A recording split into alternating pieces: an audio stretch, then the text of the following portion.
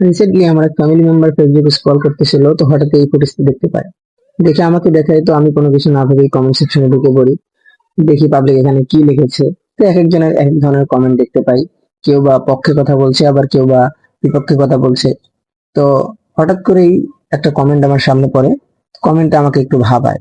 কমেন্টটা আপনারা দেখতেই পাচ্ছেন, আমাদের নবীজি তাহলে ইহুদিদের ভালোবাসতো কেন? এই বিষয়ে আপনার নিজস্ব বক্তব্য কমেন্টে জেনে দিতে ভুলবেন না কিন্তু। তো চলুন আমরা জেনে আসি হাদিস থেকে যে বিষয়টা কেমন। সহিহ মুসলিম 285 নম্বর হাদিস এবং সহিহ বুখারীর বিভিন্ন রিওয়ায়াতে এসেছে।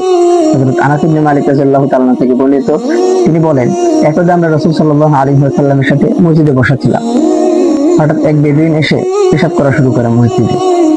তো সাহাবায়ে কেরাম তাকে বাধা দিতে গেলে রাসূল সাল্লাল্লাহু আলাইহি ওয়াসাল্লাম নিষেধ করলেন এবং তার কাজ শেষে রাসূল সাল্লাল্লাহু আলাইহি ওয়াসাল্লাম তাকে ডেকে বললেন, ইন্না হাযিহিল মাসাজিদ লা তাসলাহু লিশাইইন মিন হাযাল বাউল ওয়ালাউ কাদা ইন্নামা হিয়া লিযিকরিল্লাহি ওয়াস সালাতি ওয়া কিরাআতিল কুরআন। এই মসজিদগুলো পেশাব এবং অপরিচ্ছন্ন করার জন্য নয়, এগুলো তো আল্লাহ তাআলার স্মরণ, নামাজ এবং কোরআন তেলাওয়াতের জন্য। তো আমরা এই হাদিস থেকে কি বুঝতে পারি? যে অমুসলিমদের ভুল ত্রুটিতে রাসূল সাল্লাল্লাহু আলাইহি ওয়াসাল্লাম তাদের কোমলতার সাথে বুঝিয়েছেন, আখলাক দেখিয়েছেন। তো সেই হিসেবে আমার মনে হয় এই ধরনের পোস্ট করা বা এই ধরনের কমেন্ট করা ততটুকু আসলে যুক্তিযুক্ত না।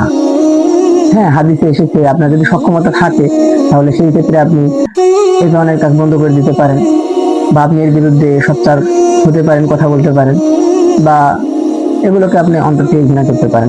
বাট এই কাজটা কিন্তু এই তিন ক্যাটাগরির কোনো ক্যাটাগরিতেই করতেছে না, বরং এটা বিভ্রান্তি ছড়াচ্ছে, ফিতনা ছড়াচ্ছে।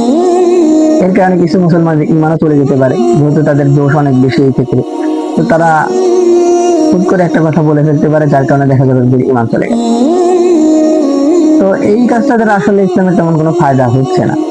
তো আমার মনে হয় এগুলা থেকে বিরত থাকাই ভালো। আপনাদের ব্যক্তিগত মতামত কমেন্টে জানিয়ে